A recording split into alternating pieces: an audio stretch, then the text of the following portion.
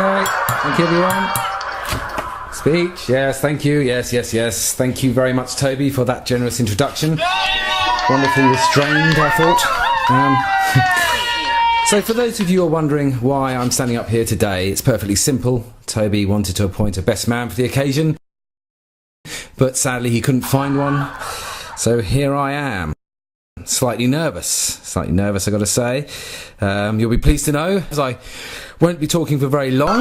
You see, it's the throat. I know that if I talk for too long, Rachel will probably try and slit it.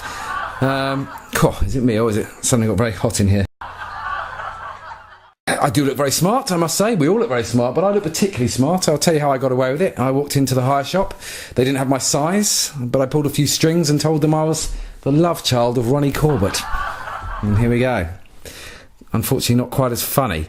I tried to obviously look back in history to see what happened on this day. India set off its first nuclear bomb years ago.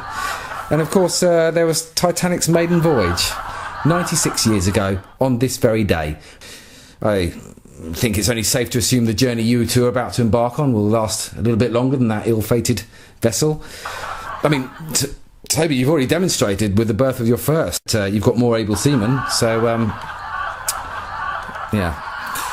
Now, I know it's traditional at this stage for best man to talk about the number of ex-girlfriends the groom has had, but quite frankly, I didn't want to go into all that. I find such macho male talk uncalled for and, frankly, offensive to the bride. Suffice to say, Toby, 1 turned out to be your lucky number. Now, I do remember the romantic day when Rachel arrived in our offices over in Limehouse. Toby and Rachel's eyes met over the desk. She was quite sober, so there was no excuse for what followed. Not over the desk, but I mean, generally in life. Don't worry. Gosh, this is all getting a bit scary now. I knew that if I talked for too long, I'd start to mispronunciate my worms. It was all very subtle at first, and no one else in the office knew a thing about it. Toby was the master of subtle, and I'll tell you a bit more about that later. From my understanding, the relationship had moved well into the sexual stage before even the first person found out. In fact, before even Rachel found out. Very early days, Toby didn't really drink. I mean, he was able to stay out with us and dance through to the early hours of the morning. Of course, he would stay sober. The rest of us would get drunk. So you can understand why his friendship is really very valuable.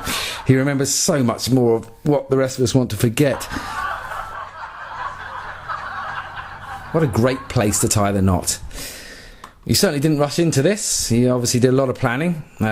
Also, they've been together for 5 years, 5 whole years prior to today. Although Toby seemed in a rush on that very first faithful night, from what Rachel told me. Now, as you know, I've known Toby for many, many years. In fact, I was still living at home when Toby and I used to hang around together over in Clapham. I mean, he practically moved in. Anyway, during the time at my house, he was living there. We used to kind of entertain the odd woman. Okay, just the odd woman. Yeah, that's it. Yeah, she used to walk around with one slipper and a tiara. She thought we were funny, ironically.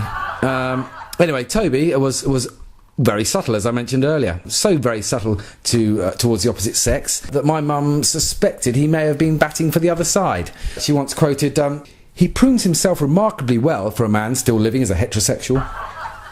Anyway, we used to cook occasionally. Well, I say we used to cook. In fact, one of us used to cook and the other would move the batteries out of the smoke alarm. It wasn't our fault. We didn't cook very often or very well. I mean, we had literally a world-class kebab shop just down the road.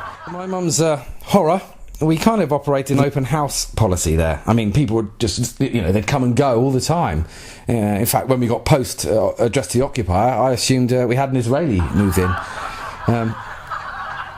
We had time to do a bit of sport. We played a bit of football at the weekends, although we were often absent due to hangover. I mean, back then, he wanted to score on Saturdays, change ends at half-time, and play away half the year. I'm sure Rachel will give him a serious groin injury if he does. I think we ought to mention the Magnificent Seven. Yeah, the Magnificent Seven who made it to the Stag.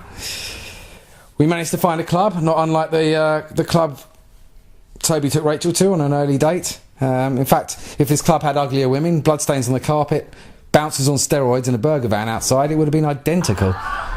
The stag was quite tame, of course, you know, as stags are. As appropriate, we wanted to make Toby as uncomfortable as possible. So I felt a pair of Speedos and some Viagra was on the agenda. By the way, Rachel, if you want a chance of getting 8 hours in tonight, I've still got a little bit left over. Anyway, here I am, still talking. I've been told a good speech is like a mini skirt, short enough to be interesting, but long enough to cover the essentials. So, I'm done.